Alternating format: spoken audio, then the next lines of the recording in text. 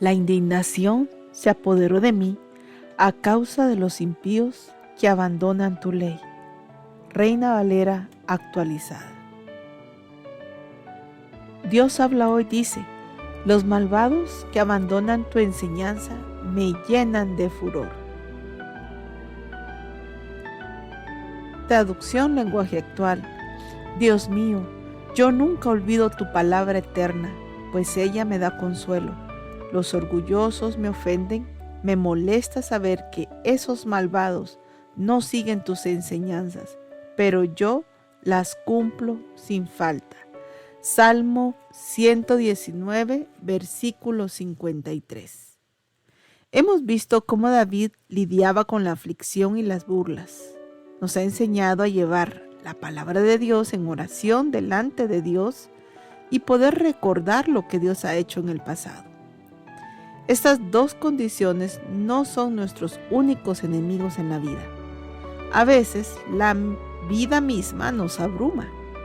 Al mirar a nuestro alrededor vemos un mundo repleto de maldad. No importa cuán fuerte nos sintamos, habrán veces que vamos a sentir una sensación de desesperación ante la maldad que se hace más fuerte de lo que nosotros podemos pensar que podemos sobrellevar. Cuando David en este versículo 53 dice: horror se apoderó de mí a causa de los inicuos que dejan la ley, David también sabía qué hacer ante esta situación. Y lo vamos a ver en el versículo 54. Pero hablando de la maldad, el horror de la maldad, ¿alguna vez te has sentido con esa sensación de horror ante la maldad? Para alguien que ha alcanzado un cierto nivel de madurez, esto puede ser más difícil de encarar que la aflicción o las burlas.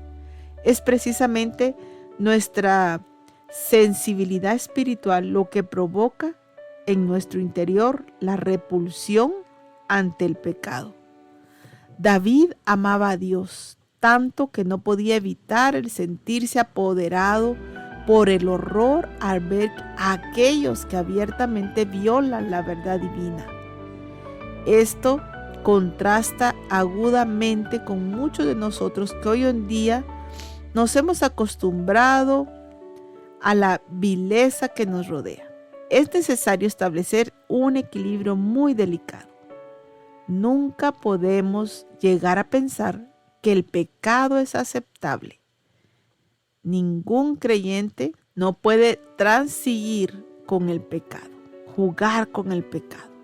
Al mismo tiempo, no podemos dejarnos apoderar del horror del pecado a tal grado que nos tornemos inútiles o deprimidos al punto de perder de vista nuestro verdadero objetivo de proclamar el Evangelio. Casi 500 años después de la muerte de David, su reino se había desintegrado. Un poco antes, las 10 tribus del norte habían sido conquistadas por los asirios. Luego, en el año de 586 a.C., una tercera ola de tropas babilónicas atacaron a Jerusalén, lo cual produjo la destrucción final de esa ciudad. Y había estado bajo el dominio de los babilonios desde el año 606. Algunos de los judíos cautivos que fueron llevados a Babilonia escribieron el Salmo 137. Uno puede imaginarse lo devastados que estaban. ¿Cómo es que semejante cosa podía haber llegado a ocurrir? Este salmo refleja emociones muy poderosas. Sus palabras manifiestan la amargura y el horror que sentían sus corazones. Lo leeré en versión de las Américas. Junto a los ríos de Babilonia nos sentábamos y llorábamos al acordarnos de Sión. Sobre los sauces en medio de ella colgamos nuestras arpas, pues allí los que nos habían llevado cautivos nos pedían canciones, y los que nos atormentaban nos pedían alegría diciendo: cántennos algunos de los cantos de Sión. ¿Cómo cantaremos la canción del Señor en tierra extraña?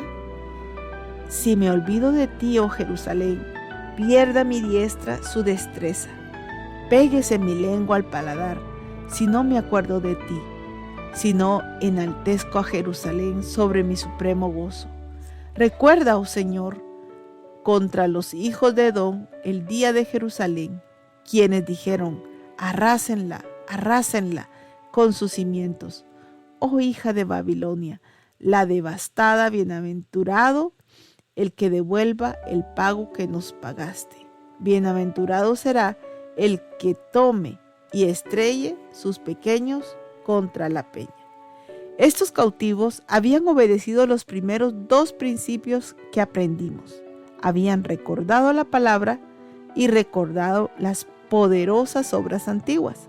Sabían que Babilonia no escaparía a la ira de Dios, tal como los edomitas no escaparon de ella. Sin embargo, aún quedaba otra lección por aprender. Ellos habían permitido que el enemigo les robara el gozo. Ya no tenían cánticos en su interior, porque mencionaban: ¿cómo cantaremos cántico de Jehová en tierra extraña? ¿Cómo sería esto posible? Es aquí donde David descubrió una verdad preciosa. Cuando se veía apoderado por el horror a causa de la maldad, había aprendido a tener un cántico en el corazón. Oremos. Querido Señor y Padre bueno, gracias te damos por instruirnos una vez más con un versículo para que recapacitemos, Padre Santo, en mantenernos firmes, en estar conscientes que no debemos de tolerar pecado en nuestras vidas para mantenernos puros delante de ti.